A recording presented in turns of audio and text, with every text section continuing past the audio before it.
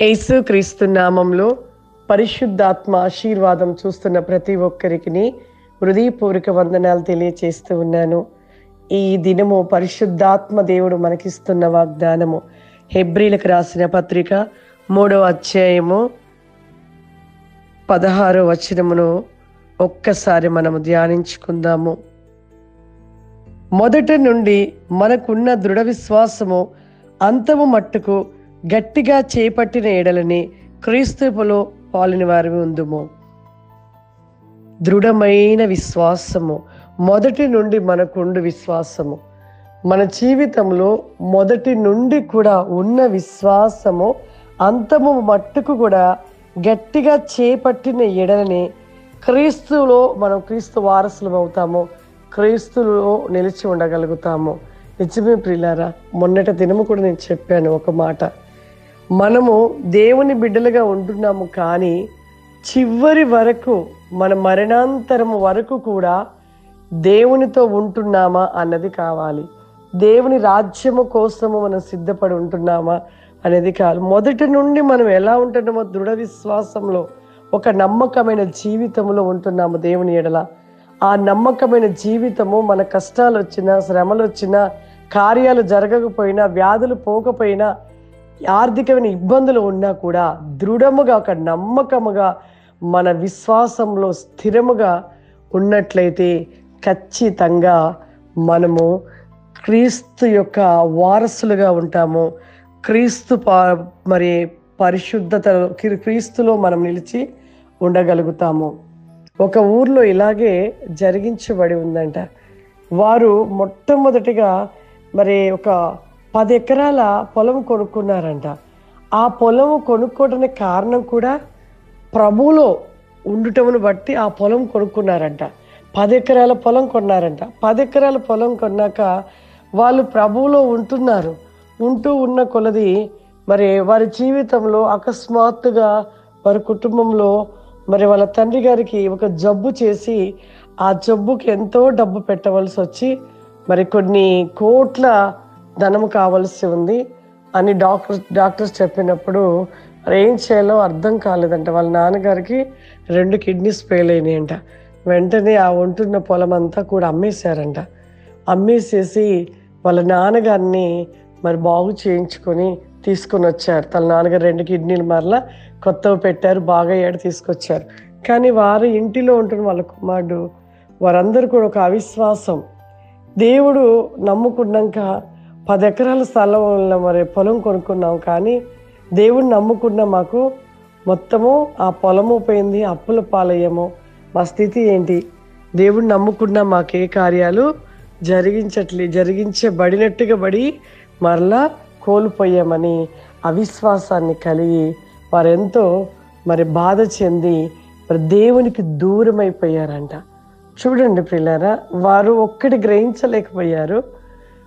10 ఎకరాల పొలమును వాళ్ళ నాన్నగారు 2 కిడ్నీల కోసము ఆ పొలమును అమ్మారు.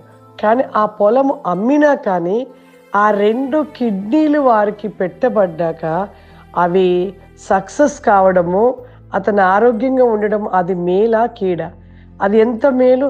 10 కోట్లు పెట్టి 10 ఎకరాల పొలం పెట్టినా ఒక్కొక్కరికి జీవితంలో 2 కిడ్నీలు పాడైపోయి 2 కిడ్నీలు అమర్చినా కూడా సక్సెస్ కాక చనిపోయేవారు ఎంతోమంది ఉన్నారు.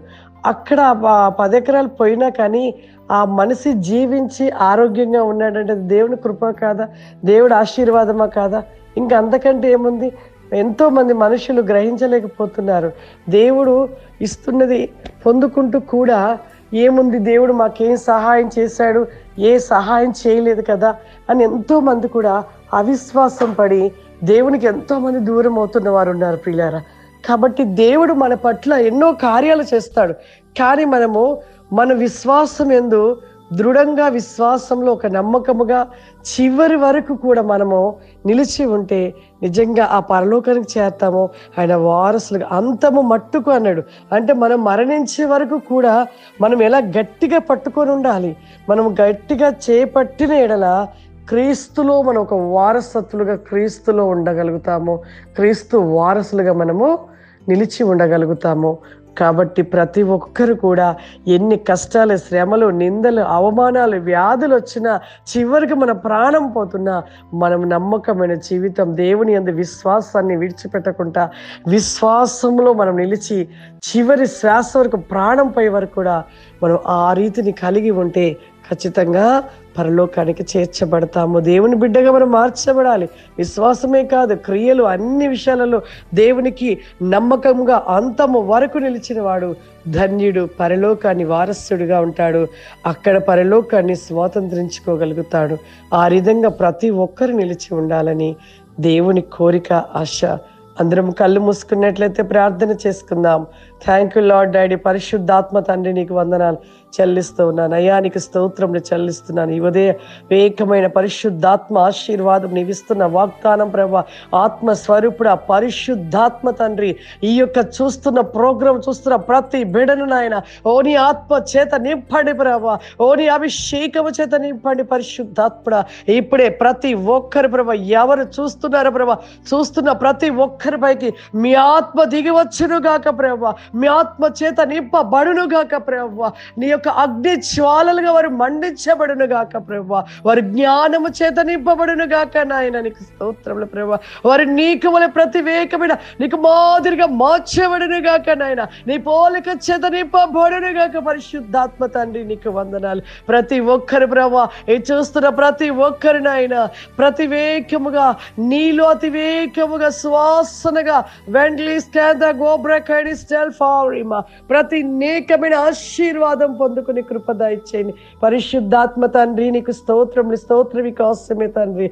నీ కృపాశీర్వాదములు, ప్రతివేకమైన సమృద్ధి, ఆరోగ్యము, సమస్త వేకమైన కార్యములను వారి జీవితంలో ఈ దినమంతా కూడా జరిగించమని యేసు క్రీస్తు నామములో అడుగుతున్నాను తండ్రి. ఆమేన్. God bless you. దేవుడు మిమ్మల్ని దీవించును గాక. ఆమేన్.